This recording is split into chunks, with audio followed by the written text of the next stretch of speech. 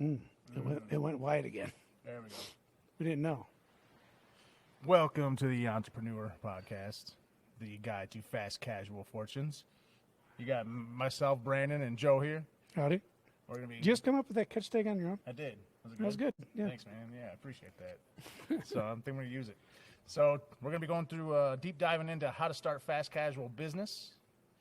Talk about some success and unsuccessful stories that we've had. We've had. Which would have we had more of? I think it's about 50-50? Yeah. It hurts a lot worse with failures, though.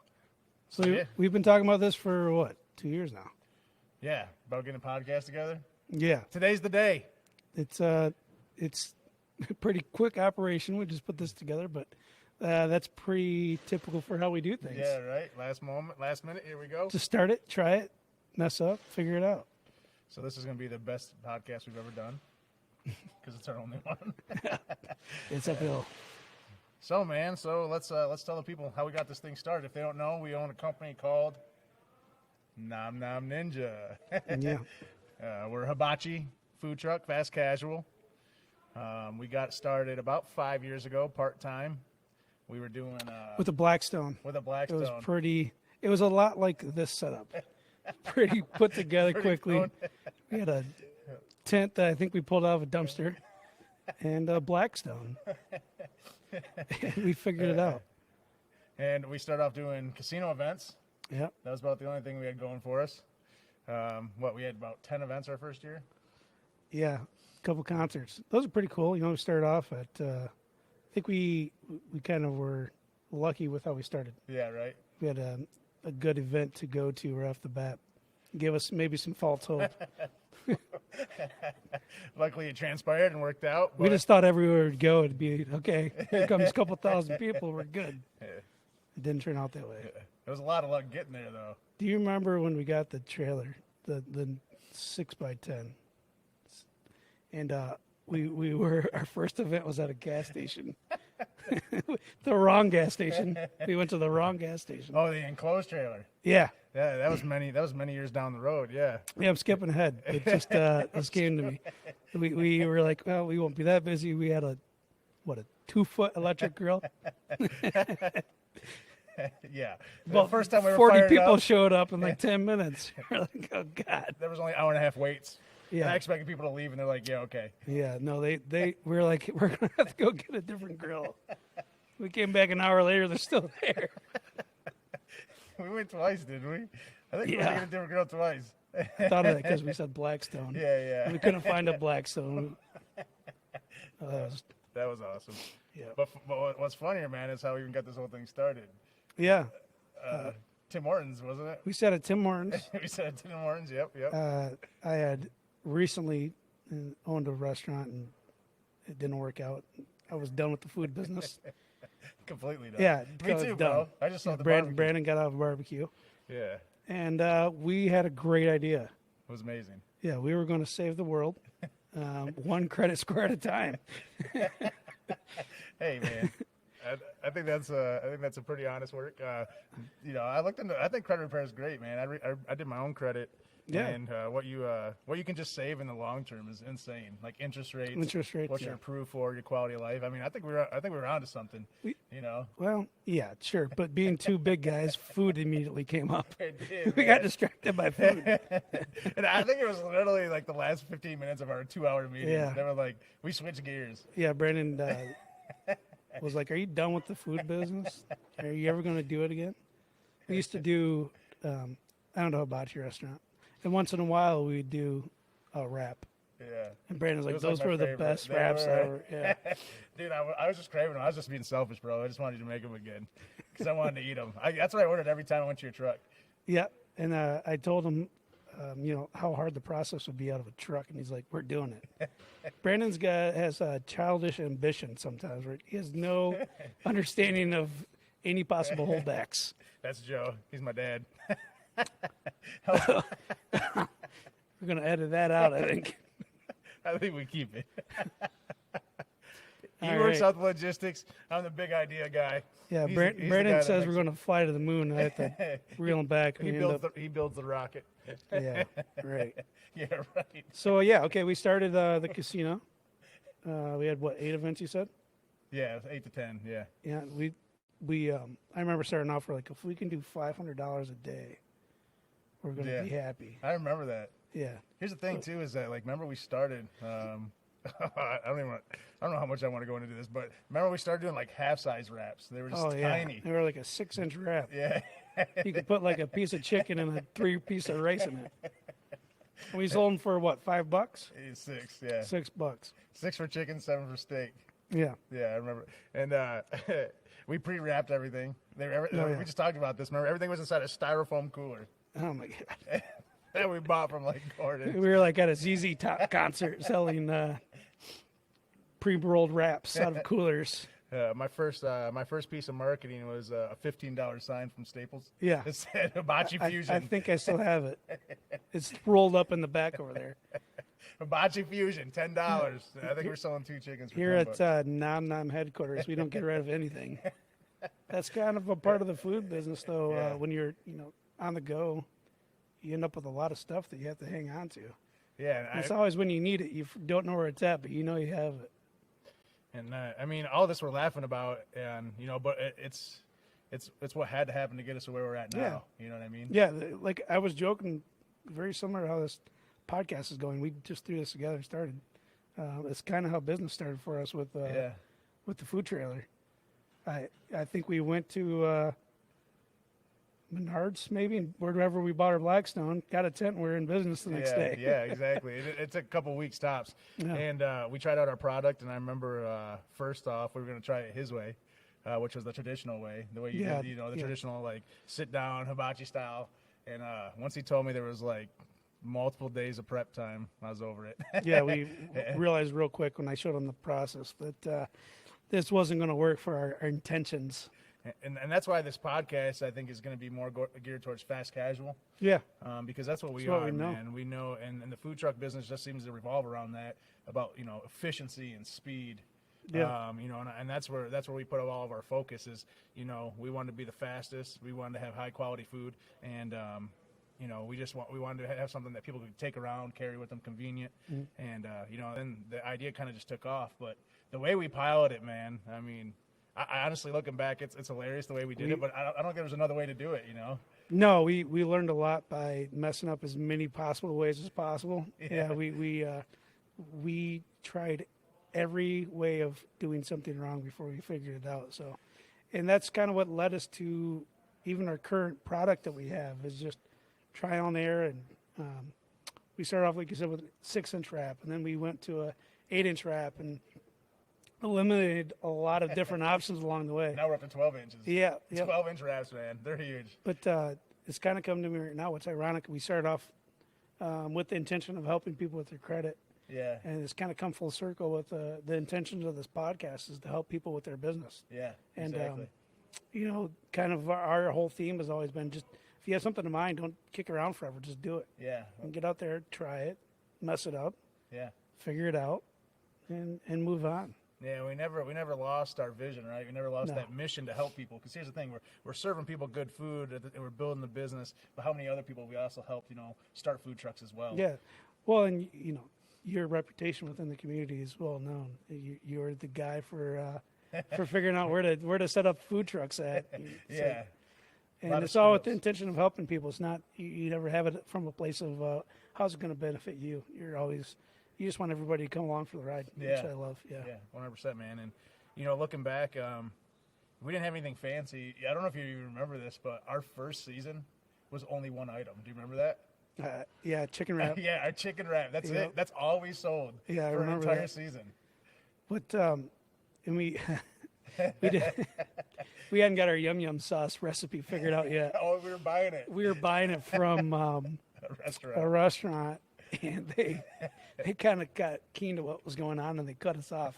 Remember? Yeah. But that was they did. They're like, no, Yeah, I you're know. done with their sauce. Dude, we were buying quarts. Remember that? Yeah, I thought we were going buying a through lot of yum Yeah, yum yeah. sauce. Like, going there, can I get a gallon of yum yum sauce? But again, that's another thing where we started with something, and pushed us to have to figure out Yeah, we had a sauce of our own. Yeah, we had to force it. Yeah. And honestly, I think the It was sauce the best thing possible. It yeah. was. That was the best opportunity for us, was to make our own sauce. He had some familiarity with it. Joe did with his restaurant, and we kind of changed things up a little bit. But that sauce has gotten us really far. Where we came from. Yeah, So, it's been a mainstay for 4 years now. yeah. After everything else that's changed. You know what's funny? If they would have kept giving us sauce, Yeah. we would have probably bought 100 gallons a week at this point. Yeah, you're right. And we would have kept doing it. Yeah. But that's part of the whole situation is every dilemma creates an opportunity. And we've definitely that. embodied Yeah. that. And so I guess like the point of this too is to really say, when you're ready to start simple, right? Right. I mean, you don't need to go full blown. So 5 years later, first 2 years part time, 3 years full time.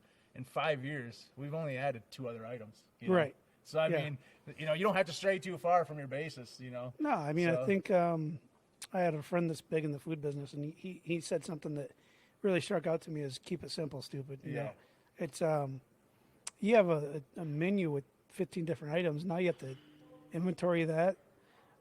Now you have to have all those separate cook times.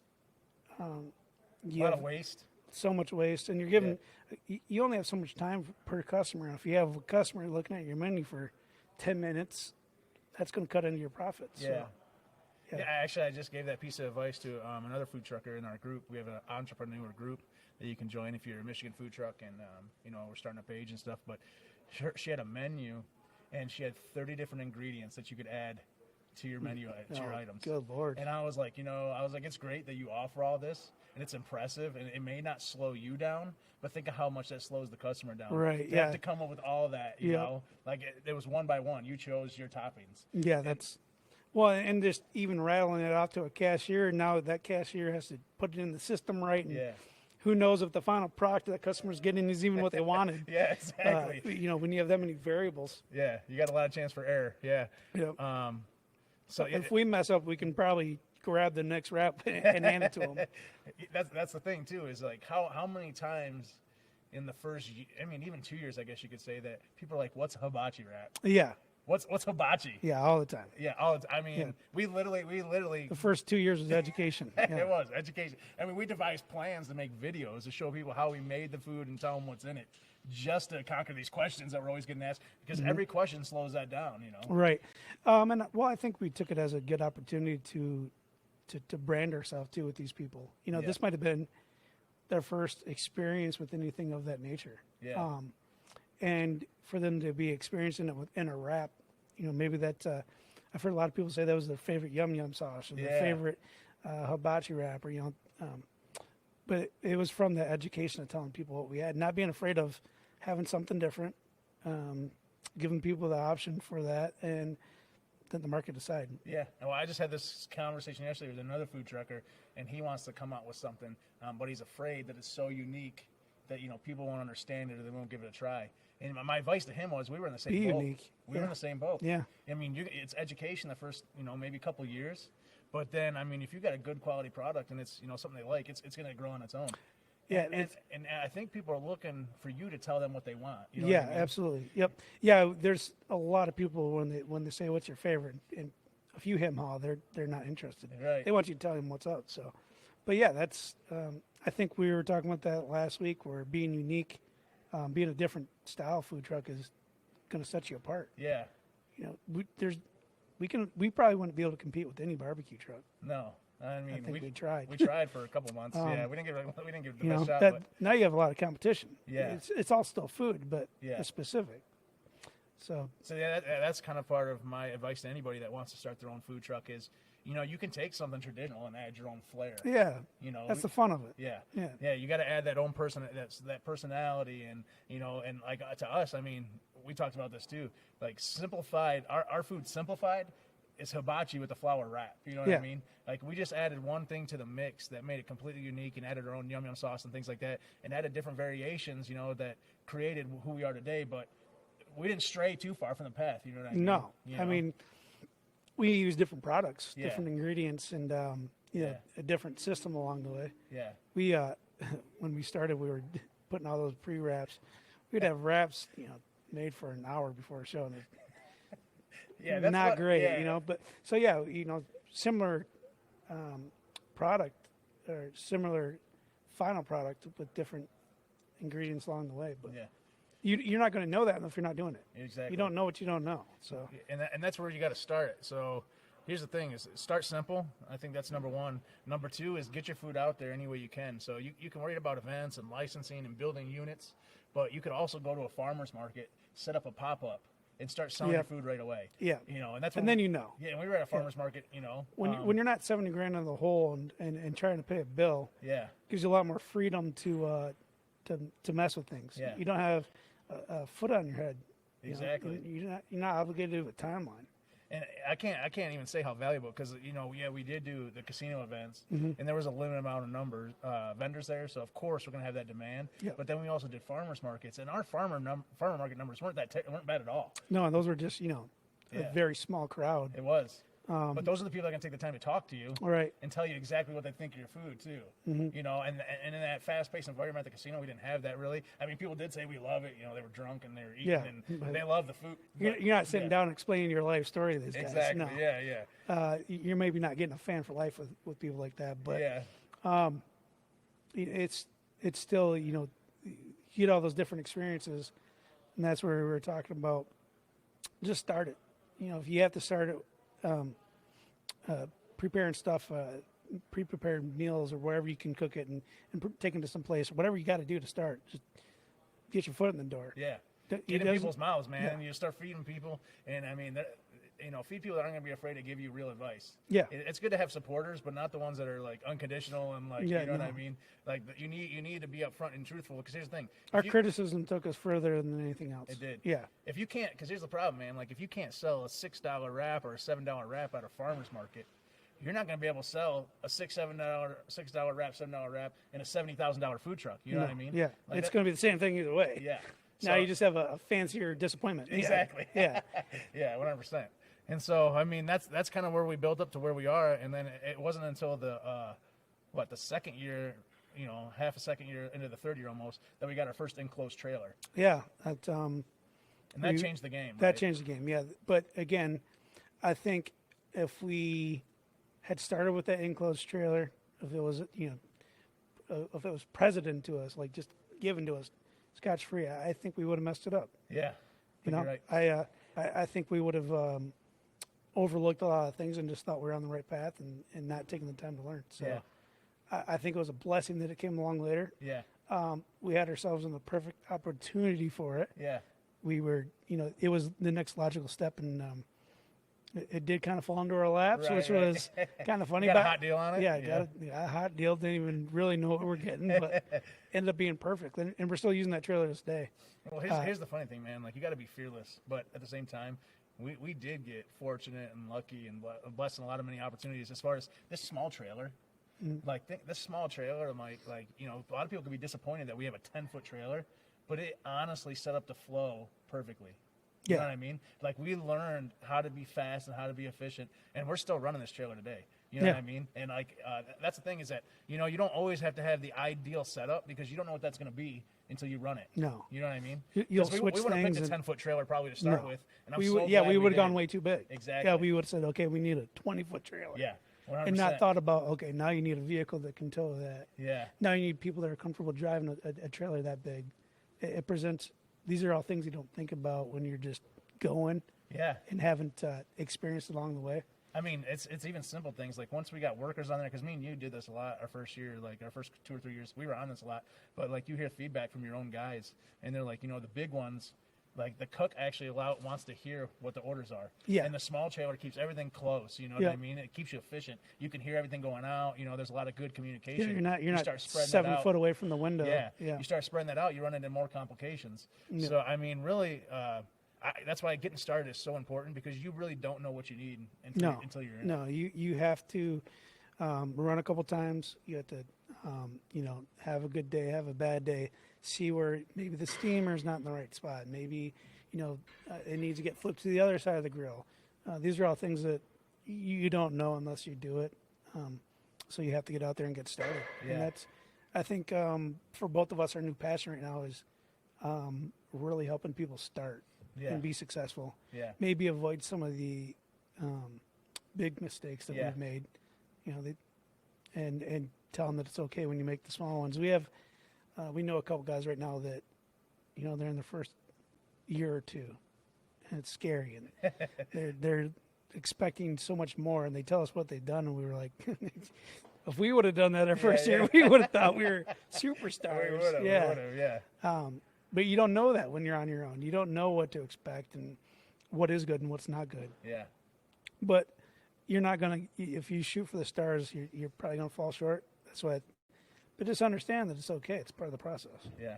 These guys that we know that are maybe a little discouraged with their first year, that had things go wrong with their trailers, or maybe not have events go the way they want.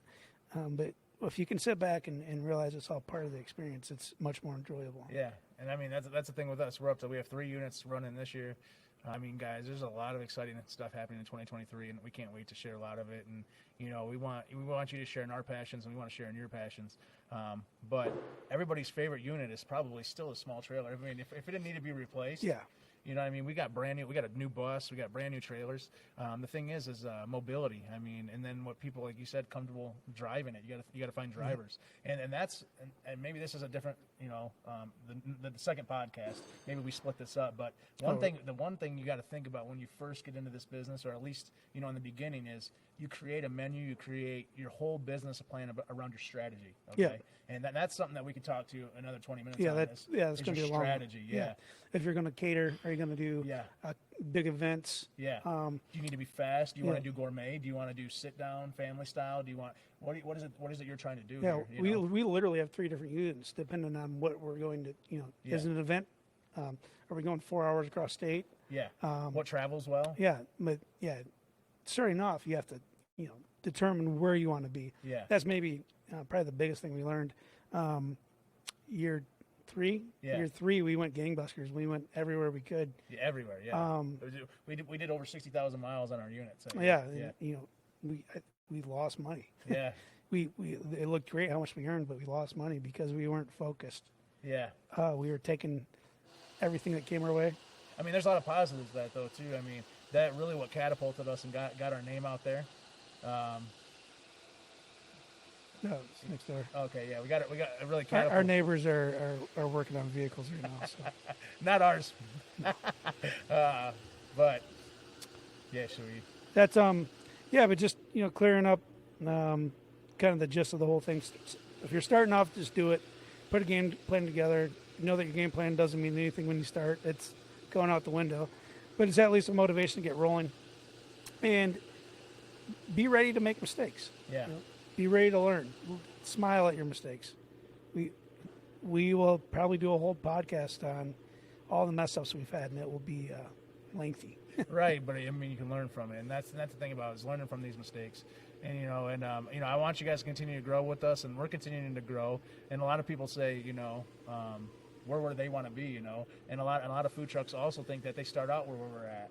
And there's a lot of challenges to get where we are, and we're not done growing. Yeah, no, I mean we got a long ways to go. Yeah, and that's how we feel, and that's what this podcast is for, to be able to look back and be able to share what we've learned, maybe save you some headache and some time, but also answer any questions you guys might have when you're getting out there and getting your feet wet. And we didn't have any of this guidance, and it would have saved us a lot of money and a lot of pain Absolutely. and headaches. And it's I think as enjoyable for us to help somebody out as it is to do something good for, if we have a success. It's so fun to watch people grow and put them in the right direction. Yeah. You want to tell everybody where to find us? Yeah, the best place to find our food truck, is Nom Nom Ninja. We got a website, www.hibachininja.com, or you could do hibachiraps.com. Either one will take you to the same place. We got a calendar on there, so you can see it ahead of time. I do post weekly on our socials, Hibachi Wraps at Facebook, on Instagram. We also started a TikTok page recently, so you can track us and follow us anywhere. Like I said, we also have, for you other food truckers that are listening, we have an entrepreneur group. It's called Entrepreneur. It's a private group for right now Michigan food trucks only. So you can be transparent about everything. You can ask the kind of questions that you can't go anywhere else with. But yeah, follow us. Anywhere. You can stop and talk to me and Joe anytime you want. We're on our email, hibachiraps@gmail.com. You guys can reach out to us and messenger. That's what we're here for, guys. We want to help you out. We're not on the trucks as often. We did part of our strategy, as I said, we'll talk about later, but was me and him to make this thing grow. We didn't always want to be on the trucks. We wanted to grow as fast as we could, as efficiently as we could, and you can't do that by being on a truck 12 hours a day. And so that's another strategy we can talk about later, guys. But, I hope you got something from this that you can take with you. I hope you guys learned something about us. I know. Thanks for coming along with for the first ride with us. Hopefully we don't have mechanics next time changing tires or whatever they're doing over there. Yeah, but hopefully we can make it a valuable experience for any of our listeners. And I just want everybody to know that I appreciate Brandon very much, and he's very willing to help you. He's very knowledgeable in the food truck world. So if you reach out to us, he's most likely going to be the guy to respond, and he's a good person to talk to. Yeah, and I appreciate it. That's why me and Joe work so well together. He's cool with being low key and making sure everything gets done efficiently. Make sure the trucks are going out. Make sure this business is running, because without him, it would just be an idea. So he's able to make that happen, and I'm the guy that talks a lot. And you guys have seen me or talked to me in the past, and that's what I enjoy doing, is networking and building these connections. So I'm looking forward to hearing from you guys and see where this thing goes. Take care. See you later, guys.